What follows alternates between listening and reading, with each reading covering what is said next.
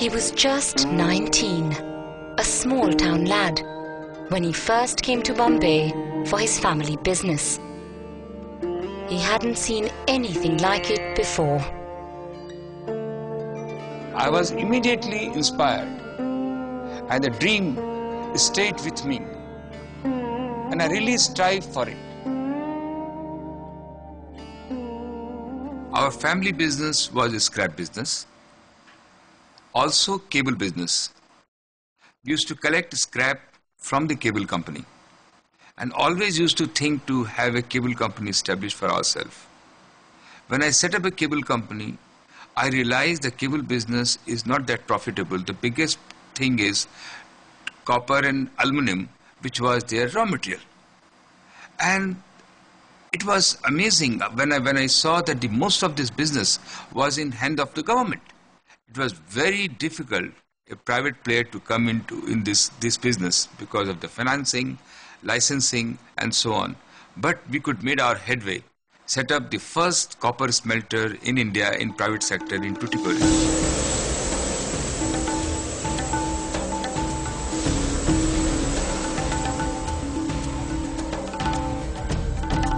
It's just the beginning, the tip of the iceberg, because the kind of metal we require in our country.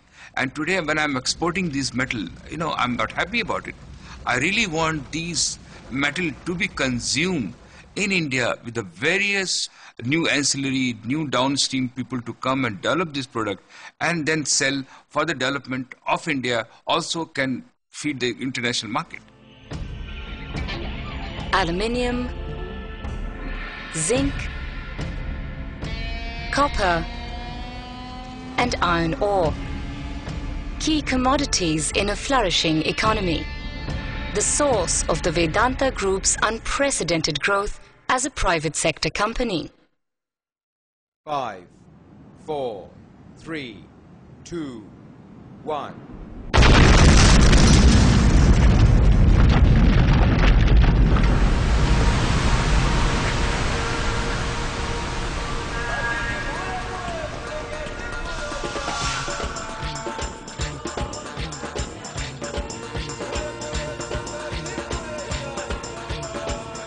With operations in India, Zambia, and Australia, Vedanta is one of the fastest growing mining and metals groups in the world.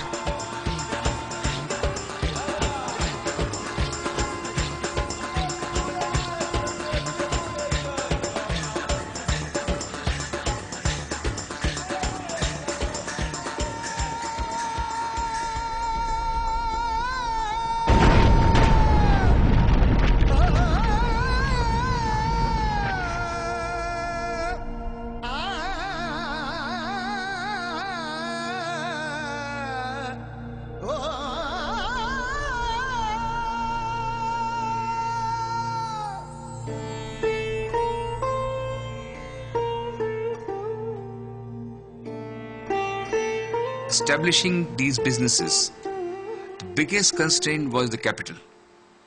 Adequate capital was not available in India. The valuation was not available. I started looking around the world, where can I go? I realized London is the market where all the mining companies are listed.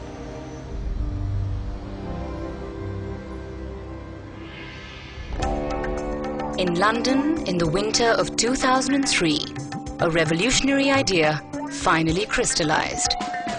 This is a great moment. The Vedanta Group became the first Indian company to be listed on the London Stock Exchange.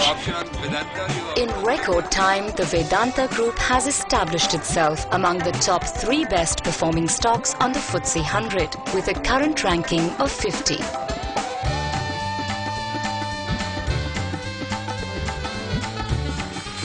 In June 2007, Vedanta again broke new ground.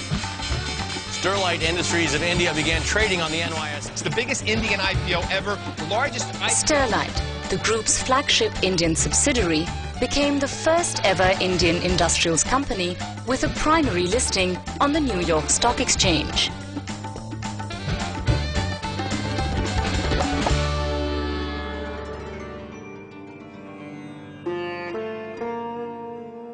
Balco was the first privatization out of India. Big move. Everybody has the perception that we will strip the asset, we will retrench the people, and there was a hue and cry. Sterlite's successful bid, Balco, was India's first privatization, and the spectacular turnaround of the company is now a case study in universities across the world. You must realize what is Balco today. What we did, we definitely cut the cost. We want the efficiency. But we increased the production. We made the plant 4 times bigger. What has happened, the sea change, the people of Balco, also the surrounding people, they own this plant, and that has given us a tremendous edge. Today, I'm very proudly say we are one of the largest producer of aluminum in India. Another sterling example of Vedanta's unique ability to turn a company around is Hindustan Zinc.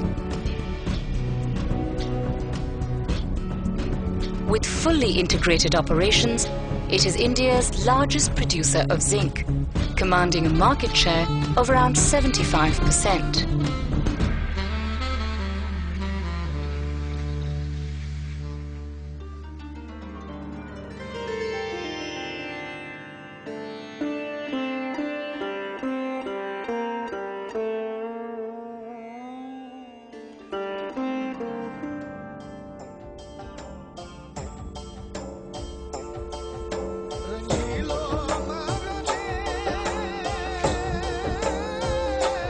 First thing I have always said to our people, before we start knowing our production result, we would like to know what you are doing for the people in terms of their education, in terms of their health, in terms of their livelihood.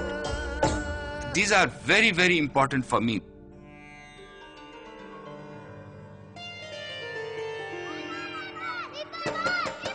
In order to see that India's children realize their full potential, Vedanta is looking to ensure they get proper nutrition.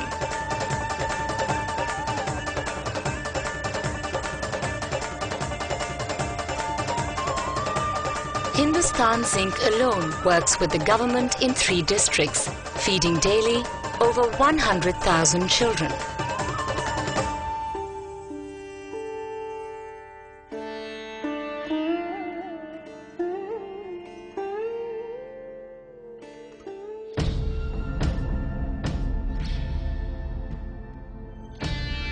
In Orissa, Vedanta is investing $5 billion to develop an aluminium complex and a 2,400 megawatt commercial power plant.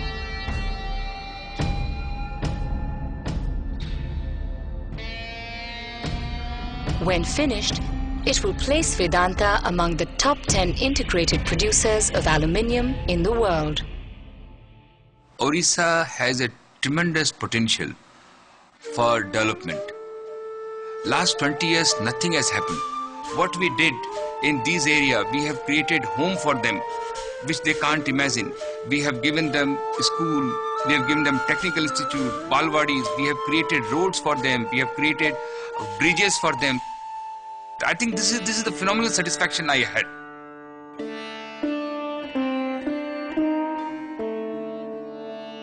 The seeds of another great venture are being sown in Orissa.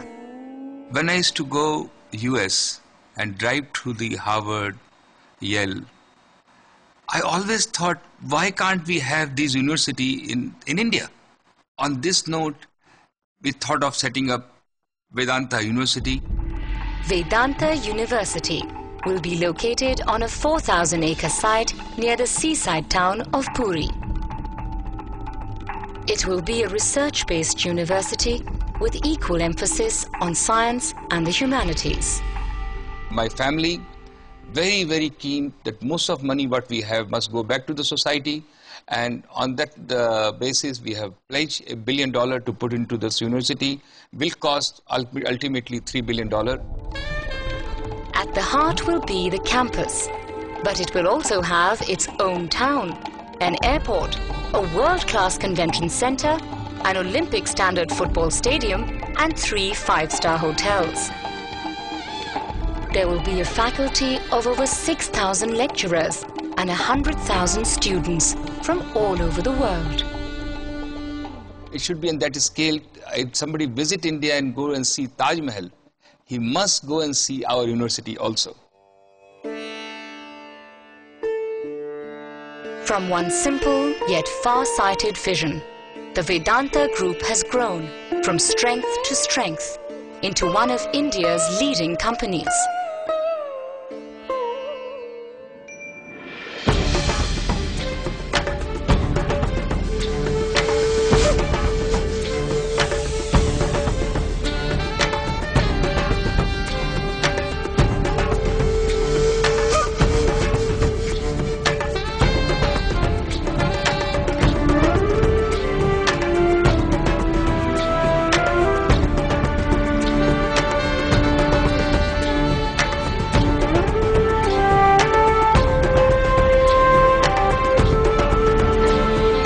Vedanta's vision is to continue to grow rapidly.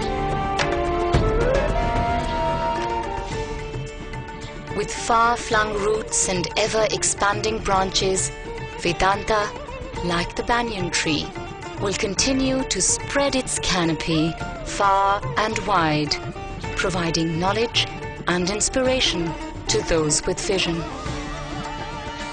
Spawning an ecosystem of entrepreneurs and creating partnerships in prosperity.